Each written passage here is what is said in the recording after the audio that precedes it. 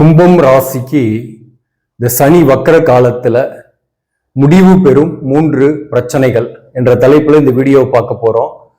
கும்பராசிக்கு இப்ப பாத சனி நடக்குது. மீனம் ராசியில சனி இருக்கு. இது வக்கரம் ஆக போகுது. அதாவது ஜூலை 26ஆம் தேதி வக்கரம் ஆகுது.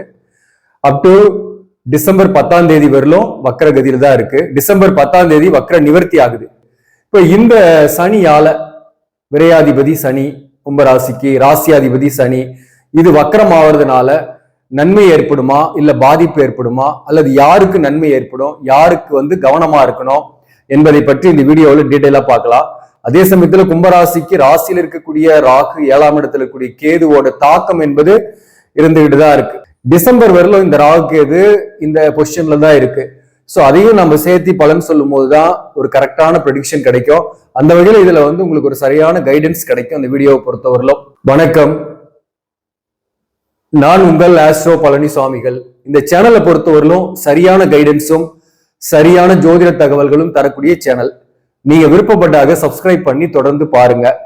இப்போ கும்பராசிக்கு பாத சனி வக்கரம் ஆகுது. ஒரு கிரகம் வக்கரமானால் உக்கிரமாக செயல்படும்.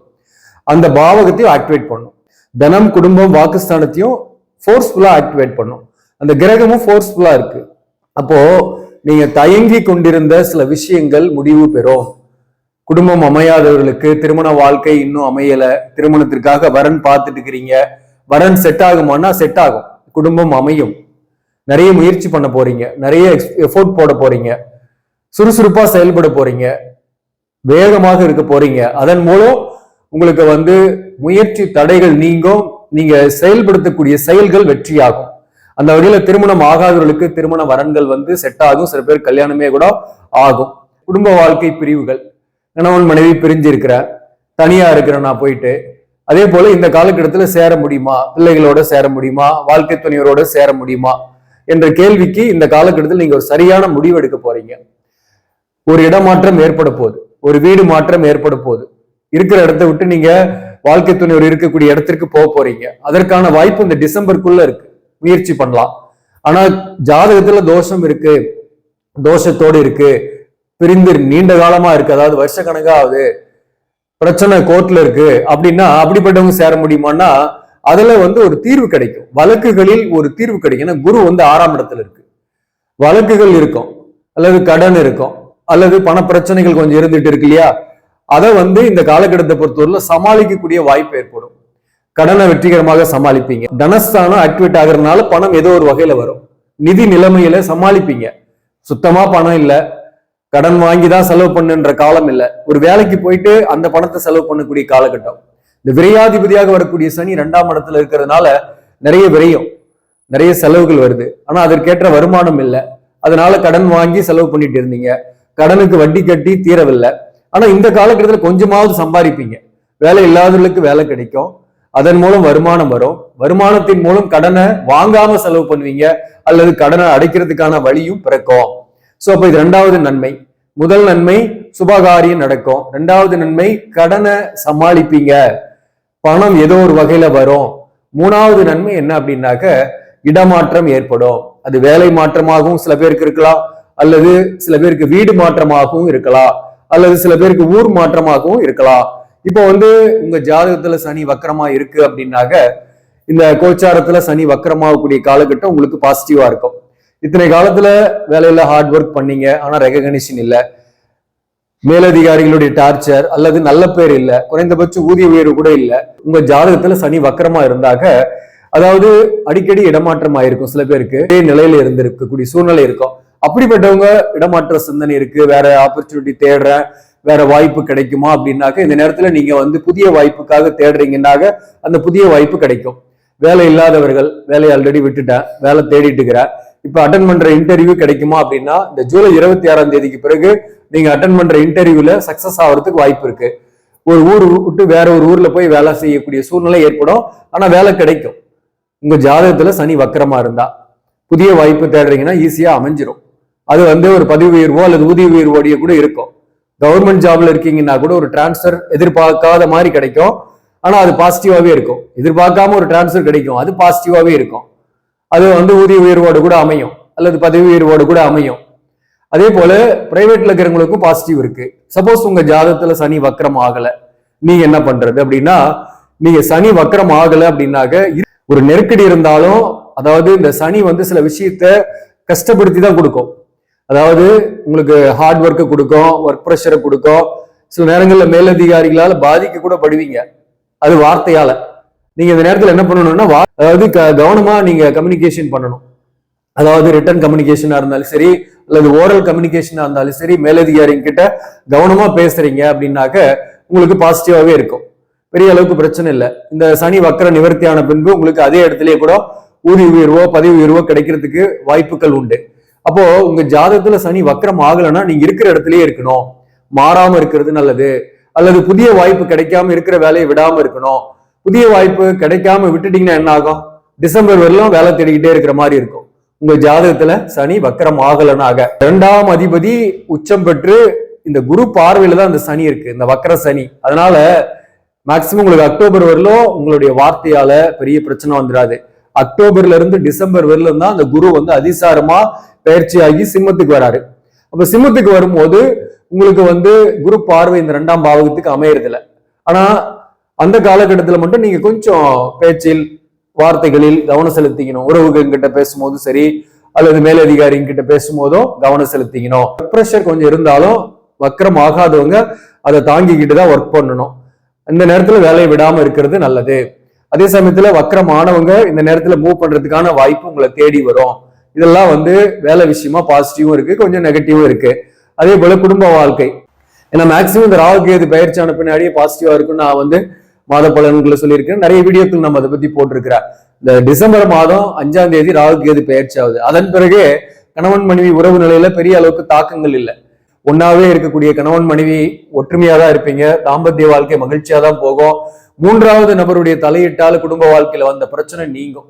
குறிப்பா இந்த நேரத்துல வந்து ஆல்ரெடி நம்ம சொல்லியிருக்கிறோம், தாயாரால பிரச்சனைகள், உறவுகளால பிரச்சனை, அல்லது தாயாருக்கு உடனான தொந்தரவு, பாதிப்பு, கடனுடைய பிரச்சனைகள்லாம் நிறையவே இருந்திருக்கு உங்களுக்கு. இதை படிப்படியா குறையும். உங்களுக்கு அடுத்து வரக்கூடிய 3-4 மாசத்துல படிப்படியா மேக்சிமம் குறையறதுக்கு தான் சான்ஸ் இருக்கு, தவிர அதிகமாகிறதுக்கு சான்ஸ் இல்லை.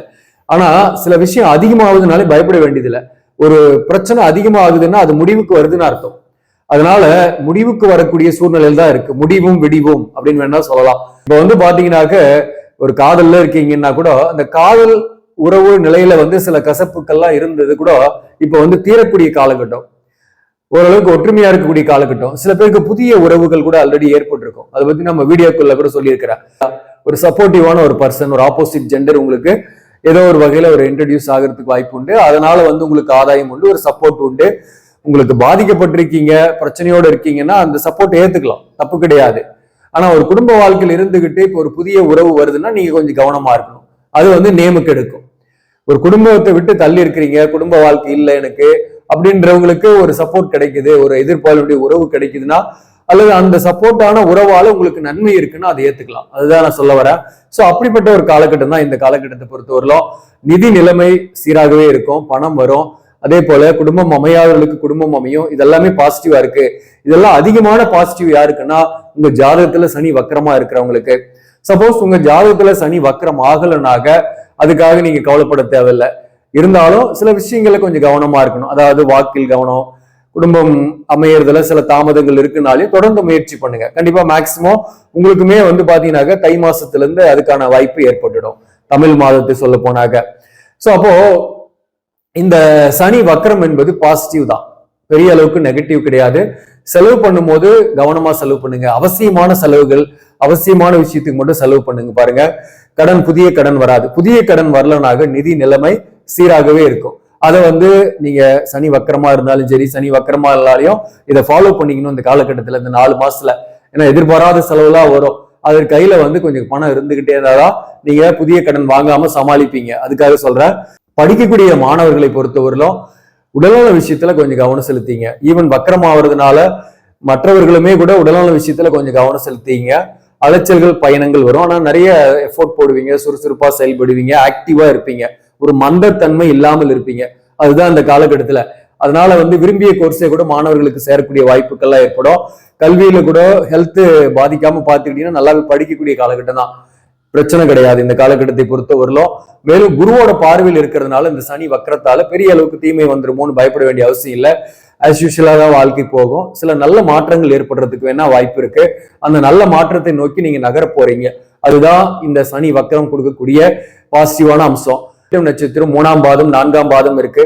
இந்த அவிட்டம் நட்சத்திரத்தில் பிறந்தவர்களுக்கு இந்த காலகட்டத்துல திருமணம் ஆகாதவர்களுக்கு திருமண வரன் வரும். மறுமணத்திற்காக முயற்சி பண்றவங்களுக்குமே மறுமணத்திற்கான வரன் வந்து செட் ஆகிறதுக்குமே வாய்ப்பு உண்டு. சில பேருக்கு தனித்திருப்பவர்கள், அன்பில்ல, ஒரு தனிமையா இருக்கிறேன் அப்படின்றவங்களுக்கு எதிர்ப்பாளருடைய நட்பு, உறவு போன்றவை ஏற்படக்கூடிய காலகட்டம். கடனை வெற்றிகரமாக சமாளிப்பீங்க. தனவரவு ஏற்படும். பொருளாதார ரீதியா நல்லாவே இருப்பீங்க. பிரச்சனை கிடையாது. சுறுசுறுப்பா செயல்படுவீங்க. வேலையில சில பேருக்கு இடமாற்றங்கள் ஏற்படும். சில பேருக்கு வீடு மாற்றம் ஏற்படும். சதயம் நட்சத்திரம் 4 பாதத்துல பிறந்தவங்களுக்குமே இந்த காலகட்டத்தில் திருமணம் ஆகாதவர்களுக்கு திருமணத்திற்கான வரன் வரக்கூடிய வாய்ப்பு உண்டு. குடும்பம் அமையாதவர்களுக்கு குடும்பம் அமையும். பிரிந்திருக்கக்கூடிய கணவன் மனைவி உறவு நிலையில தற்காலிகமாக பிரிஞ்சவர்களுக்கு உங்க வாழ்க்கை துணைவர்கிட்ட இருந்தே கூட ஒரு நல்ல செய்தி வரலாம். சேரத்துக்கான முயற்சிகள் நீங்க எடுக்கிறீங்கன்னா அது வந்து சக்சஸ் ஆகிறதுக்குமே இந்த டிசம்பருக்குள்ள வாய்ப்பு இருக்கு. முயற்சி பண்ணுங்க. உங்க ஜாதகத்துல வக்கரமா இருந்துச்சுனாக அது சக்சஸ் ஆகும் மேக்சிமம். அதே போல சதய நட்சத்திரத்தில் பிறந்தவர்களுக்குமே எதிர்ப்பாளிகளுடைய நட்பு, உறவு போன்றவை இளைய தலைமுறையாக இருந்தாலும் ஏற்படக்கூடிய வாய்ப்பு உண்டு. உங்களுக்கு ஒரு சப்போர்ட்டா இருக்கும். அல்லது தனித்து இருக்கிறேன், திருமண வாழ்க்கையில பிரிந்து இருக்கிறேன், வாழ்க்கை துணையை இழந்து இருக்கிறேன்றவங்களுக்குமே ஒரு எதிர்ப்பாளினுடைய நட்பு, உறவு போன்றவை உங்களுக்கு சப்போர்ட்டாக இருக்கக்கூடிய காலகட்டம். சதயம் நட்சத்திரத்தில் பிறந்தவர்களுக்குமே இந்த காலகட்டத்துல பணவரவு இருக்கும். வேலை இல்லாதவர்களுக்கு வேலை கிடைச்சிருக்கும். ஆல்ரெடியே புதிய வேலையினால வருமானம் வரும். பெருசா கடன் வாங்கி நீங்க செலவு பண்ண தேவையில்லை. தாயார் வகையில இருந்து வந்த கருத்து வேறுபாடுகள் நீங்கும். தாயாருக்கு இருந்து வந்த உடல்நல தொந்தரவுகள், பாதிப்பு நீங்கும். அவிட்டம் நட்சத்திரத்தில் பிறந்தவர்களுக்குமே தாயாரால பாதிச்சிருப்பீங்க. அல்லது குடும்ப உறவுகளால சில கருத்து வேறுபாடுகளுக்கு அடைஞ்சிருப்பீங்க. அது சகோதர சகோதரி வகையிலுமே உங்களுக்கு சில மனஸ்தாபங்கள்லாம் இருக்கும்.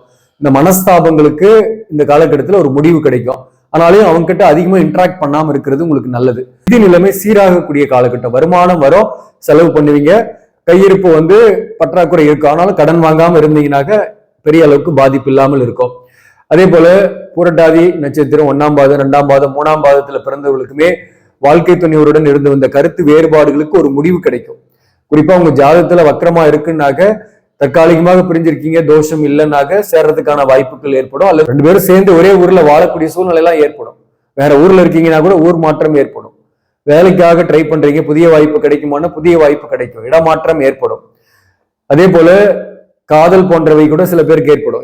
எதிர்ப்பாளினர் உறவு ஏற்படக்கூடிய வாய்ப்பு உண்டு. கடனுடைய அழுத்தம் இல்லாமல் இருப்பீங்க. பண வரவு ஏற்படும். அதனால கடனை திருப்பி செலுத்துவீங்க. அதனால கடனுடைய அழுத்தம் இல்லாம வெற்றிகரமாக சமாளிக்கக்கூடிய காலகட்டம் தான் புரட்டாதி நட்சத்திரத்துக்குமே. புரட்டாதி நட்சத்திரத்தில் பிறந்தவங்க கொஞ்சம் உடலான விஷயத்துல கொஞ்சம் கவனம் செலுத்திங்க. மற்றபடி பாத்தீங்கன்னாக்க வழக்குகள் இருக்கீங்கன்னாலையும் வழக்குகளில் வெற்றி ஏற்படும். அல்லது ஒருத்தர்கிட்ட பணம் கொடுத்துருக்கீங்க அப்படின்னா கூட அந்த கொடுத்த பணத்தை வாங்குறதுக்கான வாய்ப்பு புரட்டாதி நட்சத்திரத்துக்கு உண்டு. இந்த நேரத்துல நீங்க வந்து சனீஸ்வர பகவானுக்கு ஒரு எள்ளு தீபம் சனிக்கிழமையில போட்டு வாங்க. இந்த காலகட்டத்தில் இருக்கக்கூடிய தடைகள் நீங்கும். சனி வக்கரமாகிறதுனால சில விஷயங்கள் கவனமா இருக்கணும். ஆனா பெரும்பாலான விஷயங்கள் உங்களுக்கு நன்மை நடக்கக்கூடிய வாய்ப்புகள் தான் அதிகம். நன்றி, வணக்கம்.